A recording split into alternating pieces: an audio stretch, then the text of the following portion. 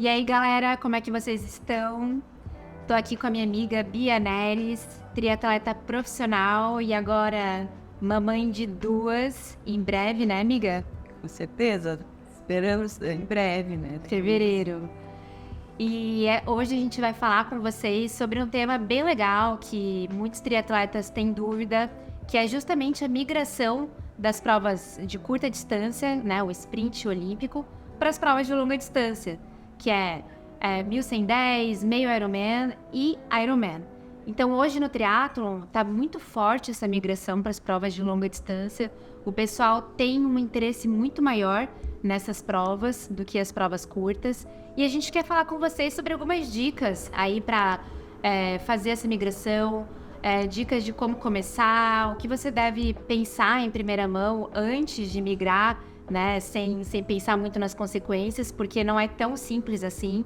E a gente vai bater um papo aqui das nossas experiências e dicas que vão agregar muito para vocês. Bom, obrigada, Gi, pelo convite. É um prazer estar aqui conversando com você no teu canal.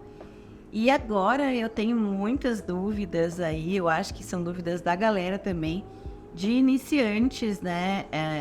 Para essa transição, que é a gente sair de provas de curta distância para longa distância. Eu fiz isso em 2021 para 2022, né? Você tá no 70.3 agora, né? Então tá ainda no comecinho, fez pouco 70.3, né, Gê? Depois tem que contar quantos eu fiz, mas acho que Bastante. já deu uma experiência. Bom, né? então ótimo.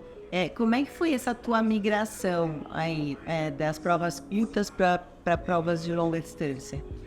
Então, eu comecei no teatro em 2018, focando só nas provas sprint e alguns olímpicos da metade do ano para o final. E aí eu já me via muito mais treinando horas e horas do que treinando para velocidade. Eu sempre gostei muito de treinar volume. E aí, conversando com o meu técnico, a gente já pensou em 2019 em largar umas provinhas longas de 1110. Que, querendo ou não, é uma prova Bom, longa, né? tem que ter um planejamento diferenciado. Exatamente. Já muda toda a rotina, a estrutura de treinos.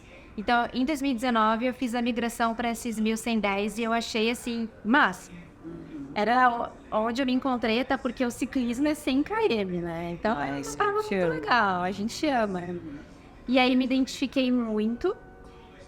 Fiquei no 1110 até 2021.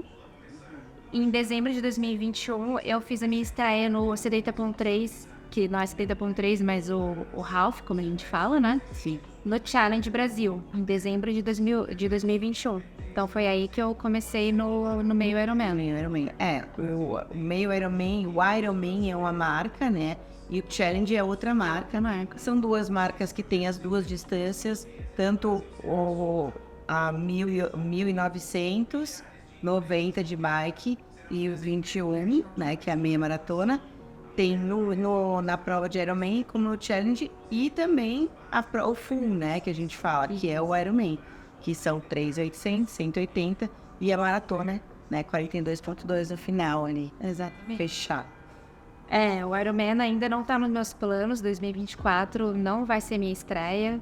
Quem sabe 2025, mas por enquanto eu quero focar muito no meio Ironman, acertar bem essa distância e depois migrar. Mas essa é uma opção minha, né? Eu vejo que a maioria dos atletas não fazem isso. Eles já ficam um ano no meio Ironman e já vão pro full. Eu acho que depende do objetivo de cada um, mas eu acho super certo o que você está fazendo, de se conhecer melhor a distância, de entender teu corpo totalmente dentro dessa distância, de fazer a prova de olhos fechados, que eu acho que isso é a frase. Imaginar a prova. Essa é a frase que eu uso para quando eu domino alguma atividade e no caso do meio Ironman, consigo fechar os olhos e fazer minha prova toda. A hora que você tiver nesse nível, então tudo bem. Daí você começa a pensar, vai fazer um Ironman, né? Exato. Bom, Gê, parece simples mudar de distância, mas não é. Então eu quero te perguntar, assim, quais foram as suas barreiras, né, nessa mudança? E o que você sentiu? Qual foi o baque? Fala aí pra gente, dá dicas também pra galera nisso aí. Sim. Pra mim, o volume não foi nenhuma parte difícil de aceitar, porque eu já gostava muito de fazer volume. Mas o mais difícil pra mim foi encaixar a corrida. Porque a gente começa a aumentar o volume de corrida e vem lesão. E eu tive aí na minha trajetória uma lesão que foi bem prevalente, que foi a canelite. Inclusive eu tenho um vídeo aqui no meu canal sobre canelite com o meu fisioterapeuta. Só que essa lesão me incomodou. E quando você tem uma lesão, é muito difícil manter uma constância dos treinos. Então, pra mim, a canelite aí foi minha maior barreira. Suplementação não foi difícil, horas de treino não foi. Então, eu acho que cada atleta aí vai ter um ponto-chave que vai ser um pouquinho mais difícil de lidar. E as lesões, realmente, elas podem acontecer quando a gente aumenta muito o volume. Com certeza. Por isso, né, a gente fala também para você começar pelas distâncias menores. Exatamente. E ir para distâncias mais longas, né? Porque o corpo vai fazendo essa adaptação. Porque não tem como aguentar mesmo. Mesmo a gente fazendo essa adaptação, o corpo vai sentir. E um outro desafio para mim também foi a adaptação com o suplemento. Porque colocar mais suplemento na minha rotina e nos meus treinos, isso no começo me causava um estufamento. E aí eu fui fazendo uma adaptação metabólica de aumentar gradativamente os suplementos que eu ingeria. Então eu fico 2 semanas com 60 gramas por hora, mais 2 semanas com 70, 80, 90 e vai aumentando. Para o teu organismo e o teu intestino fazer essa adaptação. Claro. E isso é bem importante, eu passo para os meus pacientes isso e a maioria consegue lidar bem. Sim. Mas tem que ter uma estratégia. E tem que treinar. Porque tudo que a gente treina, a gente faz no treino, a prova é uma consequência. Então, eu falo que tem que treinar com suplementos que você vai usar na prova, né? E a quantidade também. A quantidade também. Porque não adianta treinar com 50 gramas por hora e na prova querer fazer 90. Porque a galera também treina, daí para pra comer uma coxinha, um pão de queijo. Vai ao banheiro, né? E assim, na prova... Não vai dar. Não vai dar. Coxinha. Não tem coxinha, não tem pão de queijo. Então, treina ali com a tua suplementação. Vai ser difícil, mas os treinos-chave, né, gente? Os treinos-chave tem que ser... Tem que usar. Tem que ter muita estratégia. E uma outra barreira pra mim foi que eu moro em Curitiba. O clima é 90% do ano frio. Então, assim, de manhã cedo eu pego de 10 a 15 graus e eu tenho que treinar nesse horário, porque depois eu tenho que trabalhar, eu tenho uma vida depois. E então, as minhas provas de longa distância aqui no Brasil, todas são em clima quente. E pra mim essa foi uma barreira muito grande, assim, de chegar em Porto Seguro, Brasília, o Capixaba... Agora Fortaleza, quase morri. Exato. Então essa é uma questão que, infelizmente, não tem muito o que fazer, né? Eu, pra treinar pra Kona, né, no Havaí, eu tive que ficar fazendo muita sauna. Sauna seca, né, pra poder me adaptar ao clima, porque 50 graus de umidade, mais a umidade. Então eu tive que fazer uma adaptação e eu busquei a sauna para fazer essa adaptação. E é importante que a gente tenha essa consciência, né, Gê? E busque, talvez, de vez em quando, se der, treinar em um lugar mais quente, ou de repente também em um ambiente ou no horário mais quente, meio-dia. No final de semana, ali, tentar treinar num horário mais quente. Mas realmente o triatlo tem fatores externos, né? E eu acho que o mais importante nessa hora é saber do que vai encarar e estar mentalmente preparado, porque se você não tem condições de treinar fisicamente nesse clima, ir preparado mentalmente já ajuda muito. Você sabe que vai estar muito quente, vai estar muito duro. Então, acho que é um ponto bem principal, é ter uma cabeça boa, né? Sobre suplementação, Gê, tenho dúvidas aqui, né? Já que você também passa para os seus pacientes, é super importante, tem ali, é bem individualizado, mas no teu caso, na prova, né? O que você ali, para bike, você faz em questão de carbo, né? De sal, e para corrida ali, que é o que a gente acaba consumindo mais, né? Como é que é a tua suplementação? Então, a minha suplementação mudou muito esse ano, porque eu fui me adequando para cada prova que eu ia fazer. Então, as provas mais quentes, eu aumentava o líquido, o carbo e o sal. Para as provas, a mesma distância, né? Falando da mesma distância. Então, as provas mais aqui no sul, eu fazia uma quantidade. E para as provas mais quentes ali para cima do Brasil, eu já estava aumentando o que eu fazia de carbo, de sódio e de água. E ajudou bastante. Claro, tentei treinar para isso, obviamente. Mas eu acho que a gente precisa fazer essa adaptação para cada prova, de acordo com o clima que a gente vai encarar. Então, provas secas como Brasília, não tem como não aumentar a quantidade de água, principalmente. Tem que hidratar, porque aqui você não Hidratar percebe que está perdendo, mas o clima seco a gente desidrata muito e não percebe, né? Exato. Você não sua. E Brasília, acho que aqui do Brasil é uma das mais secas, né? Tirando aquela São Carlos também, que é muito... Mas eu acho que Brasília é pior ali. Eu já fiz provas na corrida, assim, realmente foi o limite. É um forno. Se você não hidrata na bike ali, você sofre na corrida. E nas provas mais quentes, a gente também acaba tendo que hidratar muito mais, né? E perde muito sal também. Então tem essa questão ali de conhecer o corpo, porque você tem que ingerir cápsula de sal. Exatamente. Né? Você ingere quantas, assim, em média, 90 km? Em 90 km, eu não faço por cápsula de sal, eu faço por quantidade. Mas se eu for para uma prova muito quente, eu vou ficar entre 700 a 800 miligramas por hora de sódio. É bastante coisa para chegar na corrida e ainda tentar fazer uma corrida boa, né? Porque a gente já chega bem desgastado numa prova dessa. É o que eu faço também, só que eu tomo a cada meia hora. Né? Dá na mesma, uma hora juntando vai dar mais ou menos 700. E eu prefiro tomar a cada meia hora, me adaptei assim. Sim. Mas tem que ter essa preocupação, né? Em Kona eu perdi a minha suplementação no quilômetro 60 da bike. Eu perdi todos os meus sais, meus cápsula de sal. E eu sofri, não teve jeito. Não tem como não, né? Paguei a conta. Mas... Porque o nosso corpo precisa, né, repor isso. E é uma coisa que eu sempre falo para os meus pacientes, é que na prova você vai com tudo certinho, a quantidade de sódio, de gel, garrafinhas, mas tudo pode acontecer, inclusive perder a suplementação na prova. Sim, Que é o que aconteceu com a Bia no Mundial de Kona, que é onde não poderia acontecer. E acontece. E acontece, tem que plano B, né? Plano B, isso acontece com qualquer atleta. Eu vi vários atletas profissionais encostando a bike, porque ou deu problema mecânico, que também acontece, pneu fura. O triatlon tem essas variáveis externas que a gente não consegue prever e a gente tem que fazer o quê? O plano B. Exato.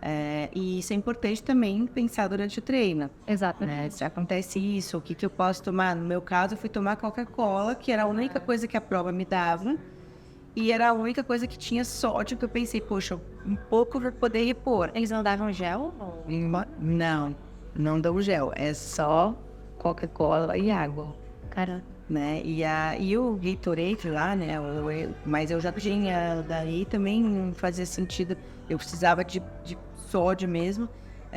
Mas é uma coisa que eu não treinei. Eu não tomo Coca. Então eu paguei. Estufa, né, gente? Não, eu parecia aquele peixe baiacu, sabe? Tava assim. Eu tava assim, exatamente. E aquela vontade, né, de vomitar, imagina, são 180 quilos.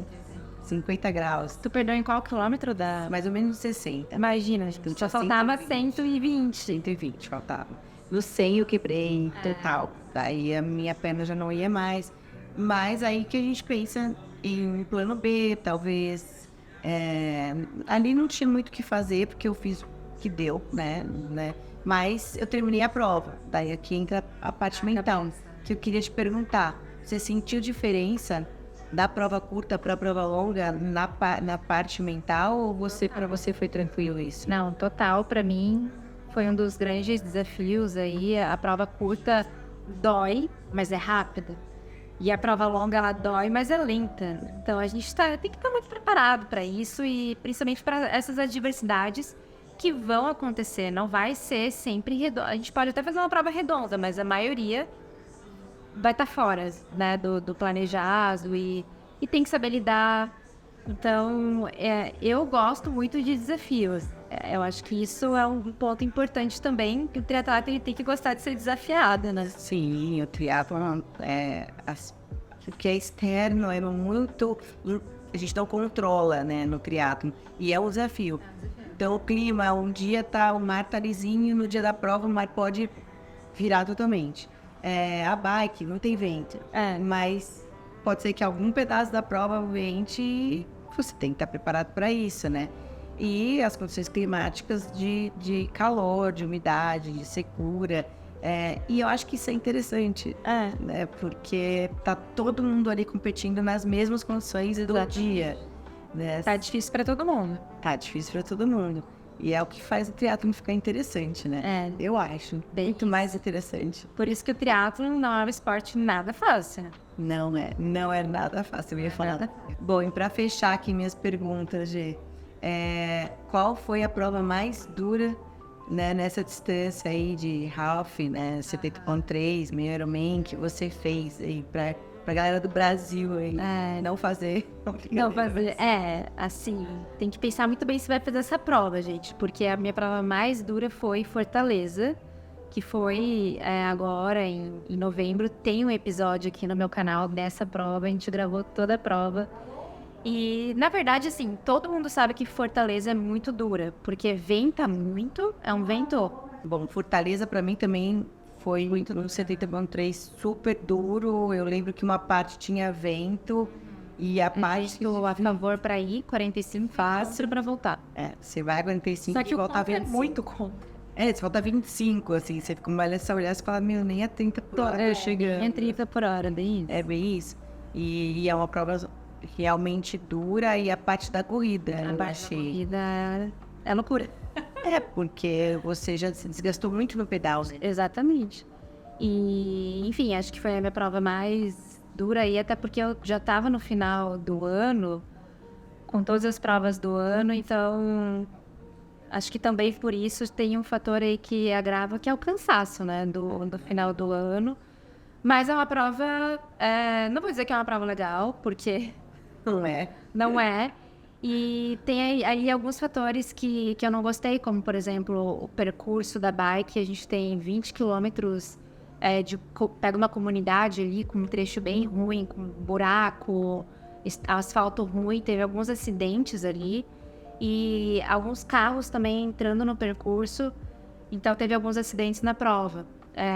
Então, esse é um fator aí que eu vou deixar aqui no meu canal, que realmente eu não gostei da prova nesses fatores. É importante falar isso, porque as pessoas não sabem que vão fazer a primeira vez. Exatamente. Elas não sabem disso, né? E é um perigo. É um perigo. É um perigo ter um carro no meio do percurso. Exatamente, é super importante falar sobre isso, é um alerta. E a gente tem outras provas, né? A gente tem challenge, tem o 70.3 em Floripa, tem outras provas agora, o GP também vai vir com 70.3, com essa distância aí. Tem várias provas de meio Ironman. E para quem quer começar, acho que tem que escolher muito bem a prova que vai fazer, as condições da prova, o percurso, o clima. Eu acho que é muito bom se planejar nesse sentido para conseguir curtir e não ter tantas frustrações, né? Porque a frustração pode acontecer numa prova de longa distância, mas saber escolher muito bem a prova é um fator que vai ajudar bastante. Bom, então, no ano que vem, pretendo voltar. De 70.3 Fortaleza eu não vou fazer. É isso aí, galera. O objetivo aqui do vídeo era passar informações legais para vocês, para quem tá começando, para quem já faz as longas distâncias.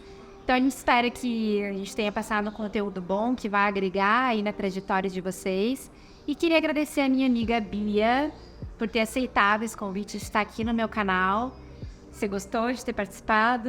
Com certeza. Falar de triatlon, de esporte, fácil, né? A gente ama o que a gente faz. Eu tenho certeza que a galera vai adorar esse conteúdo, porque ficou muito legal. Que bom, gente. Então, acompanhe os próximos episódios. Não deixem de se inscrever, de ativar o sininho, de curtir, compartilhar, comentar, que eu vou estar postando aí vários vídeos. Até o final do ano vai ter alguns vídeos aqui no canal. Então, acompanhe.